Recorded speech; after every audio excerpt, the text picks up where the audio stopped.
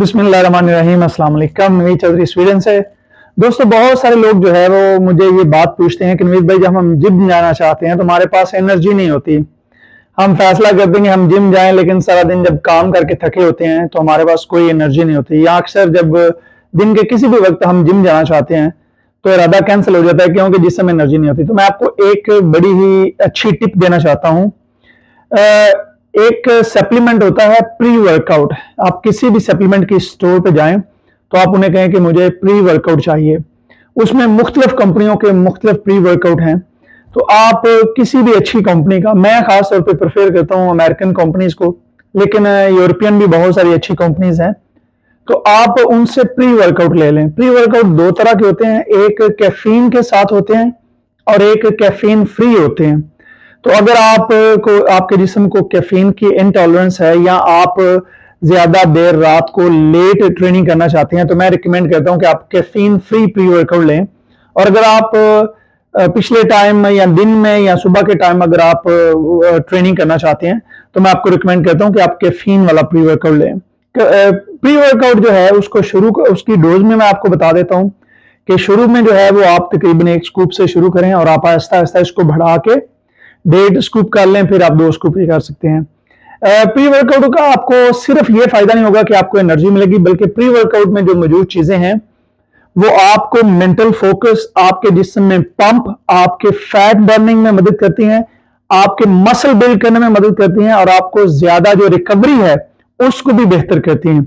Pre workout में ज्यादातर जो चीजें होती हैं उनमें मुख्तलिफ जो चीजों के कुछ नाम मैं आपको बता देता हूँ। मसलन उसमें कैफीन और या कैफीन फ्री भी होते हैं, उसमें क्रेटीन होती है, सिट्रुलिन होती है, इसके अलावा उसमें बीटा अलानाइन होती है, इसके अलावा उसमें एल-अर्जिनिन होती है।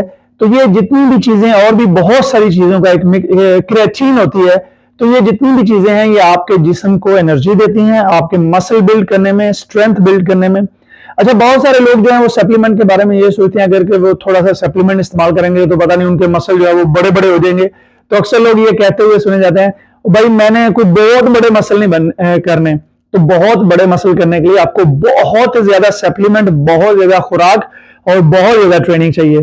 तो प्री वर्कआउट इस्तेमाल करने से जो औरतें हैं वो भी प्री वर्कआउट इस्तेमाल कर सकती हैं, आप उससे कोई मर्द नहीं बन जाएंगी।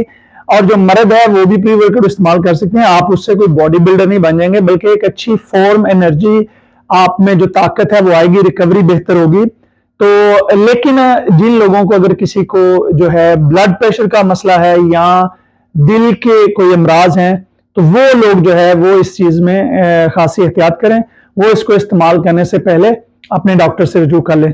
तो ये एक बहुत ही कॉमन पूछे जाने वाला सवाल था।